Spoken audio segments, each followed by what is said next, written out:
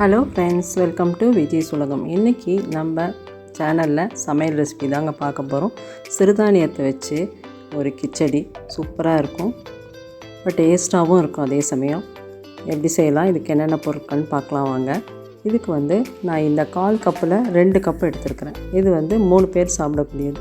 2 cup வரகு எடுத்துருக்கிறேன். நீங்கள் சாமை, குதிரைவாளி எதுலனாலும் இந்த மாதிரி செய்யலாம்.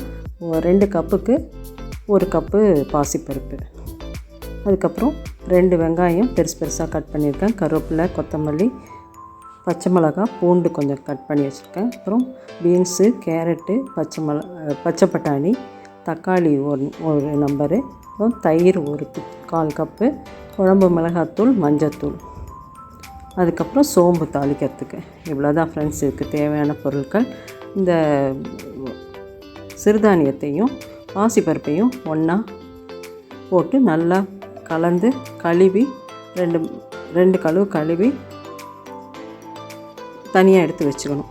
அதுக்கப்புறம் ஒரு குக்கர் வச்சுட்டு அதில் 1 ஸ்பூன் எண்ணெய், 1 ஸ்பூன் நெய் விட்டு, நெய் நல்லா காஞ்சதுக்கப்புறம் சோம்பு மட்டும் போட்டு தாளிக்கணும். இதில் ரொம்ப மசாலாலாம் போடக்கூடாது, ஒரு மைல்டான மசாலாவோட சூப்பராக இருக்கும். அதுக்கப்புறம் கருவேப்பிலையும் பூண்டும் போட்டு வதக்கணும். இந்த கருவேப்பிலை ஃப்ளேவரும் பூண்டோடது தான் இதுக்கு ஒரு நல்ல மணத்தை கொடுக்கும். அதுக்கப்புறம் தான் நீங்கள் வெங்காயத்தை சேர்க்கணும். வெங்காயம் இந்த மாதிரி நீல வாக்கில் பெருசாக போடணும். அப்போ தான் இது க்ரன்ச்சியாக சூப்பராக இருக்கும் வெங்காயம் எடுத்து சாப்பிடும்போது. அதுக்கப்புறம் இந்த ஒரு தக்காளியை நல்லா பொடியாக கட் பண்ணி அதையும் இந்த ஸ்டேஜில் சேர்த்து அது கூட உப்பு சேர்த்து வதக்கணும். அப்போ தான் சீக்கிரம் தக்காளி வதங்கி வரும். அதனால் உப்பு சேர்த்து நல்லா கலந்து கொடுங்க. தக்காளி நல்லா வதங்கினதுக்கப்புறம் நம்ம குழம்பு மிளகாத்தூளும் மஞ்சத்தூளும் எடுத்து வச்சுருக்கோம் இல்லைங்களா, அதை இந்த ஸ்டேஜில் சேர்த்துட வேண்டியதுதான். உங்கள்கிட்ட குழம்பு மிளகாத்தூள் இல்லைன்னா 1 ஸ்பூன் தனியாத்தூள், 1/2 ஸ்பூன் மிளகாத்தூள் உங்கள் காரத்துக்கு தகுந்த மாதிரி சேர்த்துக்குங்க ஃப்ரெண்ட்ஸ். அவ்வளோதான். இதை நல்லா இந்த எண்ணெயில் வதக்கி விட்டுட்டு நல்லா அந்த தக்காளியை கொஞ்சம் நல்லா மசிச்சு விடுங்க. அப்போ தான் நல்லா புளிப்பு ஏறி சூப்பராக இருக்கும். பாருங்கள், அடி பிடிக்காமல் இந்த மாதிரி நல்லா கிளறி விடணும். இந்த ஸ்டேஜில் கருவேப்பிலை, கொத்தமல்லி சேர்த்துட வேண்டியதுதான். நம்ம ஃபஸ்ட்டே கொஞ்சம் கருவேப்பிலை சேர்த்தோம், இந்த ஸ்டேஜில் கொஞ்சம் சேர்க்கணும். அப்போ தான் நல்ல மணமாக இருக்கும். அதுக்கப்புறம் நம்ம கட் பண்ணி வச்சுருக்க பட்டாணி, கேரட்டு, பீன்ஸு இது 3த்தையும் சேர்த்துருங்க. உங்களுக்கு பிடிக்கும்னா நீங்கள் உருளைக்கிழங்கு சேர்த்துக்கலாம். ஆனால் உருளைக்கிழங்கு அவ்வளோ இதாக இருக்காதுன்றதுனால நான் சேர்க்கலை. இந்த காய்கறிகள் தான் சேர்த்துருக்குறேன். இது சூப்பராக நல்லா வதக்கி விட்டுட்டு அந்த உப்பு காரம் அந்த காயில் சோறுறதுக்காக ஒரு 2 நிமிஷம் மூடி வைங்க. அதுக்கப்புறம் சிம்மில் வச்சே தான் நீங்கள் வதக்கணும். இந்த மூடி போட்டு வைக்கணும். அப்போ தான் நல்லா உப்பு காரம் சோறி ஒரு 2 நிமிஷம் டைம் கொடுத்தோம்னா நல்லாயிருக்கும். அதுக்கப்புறம் திறந்து நல்லா கிளறி கொடுத்துட்டு இந்த ஸ்டேஜில் தயிர் 1 ஸ்பூன் நல்லா புளிப்பில்லாத கெட்டி தயிராக சேர்த்துக்குங்க. இது ஏன்னா ஒரு நல்ல கோட்டிங் கொடுக்கும்.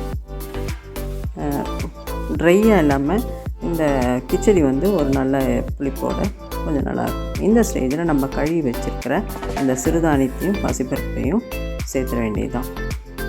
நீங்கள் எந்த சிறுதானியத்தில்னாலும் செய்யலாம். வரகு, சாமை, நான் இன்றைக்கி வரகு எடுத்துருக்கேன், சாமை, குதிரைவாளி எதுலனாலும் செய்யலாம். தண்ணி பார்த்து வச்சுக்கோங்க. அவ்வளோதான் ஃப்ரெண்ட்ஸ். இது நல்லா கொஞ்சம் ஒரு 2 நிமிஷம் நல்லா கலந்து கொடுத்துட்டு அதுக்கப்புறம் இதுக்கு தேவையான தண்ணி 1 கப்புக்கு 1/4 கப்பு வச்சா போதும். நீங்கள் எந்த கப்பில் அளக்குறீங்களோ அதுக்கு தகுந்த மாதிரி.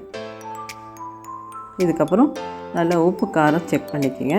தேவைப்பட்டுச்சுன்னா இந்த ஸ்டேஜில் சேர்த்துக்குங்க. எனக்கு உப்பு கொஞ்சம் கம்மியாக இருந்தது, அதனால் ஒரு 1/4 ஸ்பூன் உப்பு சேர்த்துக்கிட்டேன். இந்த ஸ்டேஜில் ஒரு சின்ன டிப் சொல்லலான் இருக்கிறேன். நீங்கள் சாதாரணமாக குக்கரில் செய்யும்போது இந்த மாதிரி ஒரு ஸ்பூனோ ஒரு கரண்டியோ உள்ளே போட்டுருங்க. எதனால் இதுன்னா அடி பிடிக்காமல் இருக்கும், மேலே பொங்கி வழியாமல் இருக்கும், ப்ளஸ்ஸு உதிரியாக நல்லா கிடைக்கும். அதுக்காக தான் இந்த மாதிரி நான் இந்த ஸ்பூனையோ கரண்டியோ உள்ளே போட்டுருவேன். என்னோடய குக்கருக்கு ஒரு விசில் வச்சு சிம்மில் 5 நிமிஷம் வச்சு எடுப்பேன். நீங்கள் உங்கள் குக்கர் எப்படியோ 3 விசில் அந்த மாதிரி வச்சுக்கோங்க. தண்ணி பார்த்து வச்சுக்கோங்க. அவ்வளோதான் ஃப்ரெண்ட்ஸ், சூப்பரான கிச்சடி ரெடி. இது பாருங்கள், எப்படி உதிரி உதிரியாக கிடச்சிருக்கு. இந்த ஸ்பூனை மேலாட்டம் எடுத்துட வேண்டியது தான்.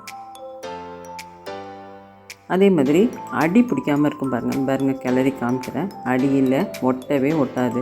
இந்த டிப்பை கண்டிப்பாக நீங்கள் ரைஸ் வைக்கும்போதும் நீங்கள் யூஸ் பண்ணிக்கலாம், பிரியாணி பண்ணும்போதும் யூஸ் பண்ணிக்கலாம். சூப்பரான டிப்பு, என்னோடய அனுபவத்தில் நான் உங்களுக்கு ஷேர் பண்ணுறேன். அப்புறம் மேலாட்டம் ஒரு ஸ்பூன் நெய் ஊற்றிக்கிங்க. சூப்பர் டேஸ்ட்டாக நம்ம சிறுதானியம் வச்சு வீட்லேயே செஞ்ச கிச்சடி ரெடி. ஆரோக்கியத்துக்கும் ரொம்ப நல்லது.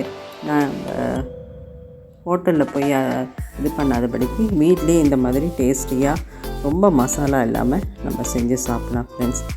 நீங்கள் இந்த மாதிரி செஞ்சு கொடுங்க, ஆரோக்கியத்துக்கும் நல்லது. உங்கள் ஃபேமிலியில் எல்லோரும் விரும்பி சாப்பிடுவாங்க.